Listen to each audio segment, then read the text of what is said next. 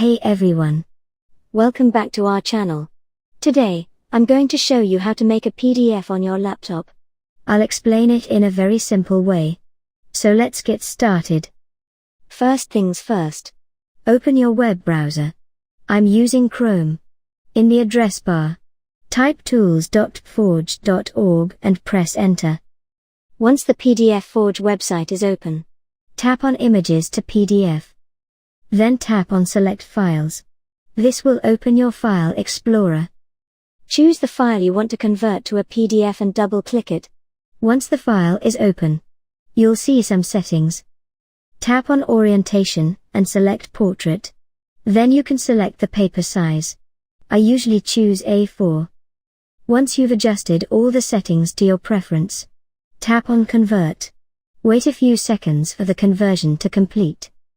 After the conversion is done, tap on Download. Your PDF file will be downloaded to your laptop.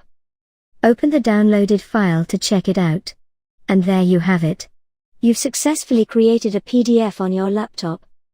If you found this video helpful, please give it a thumbs up and subscribe to our channel. Thanks for watching. And I'll see you in the next video. Have a nice day.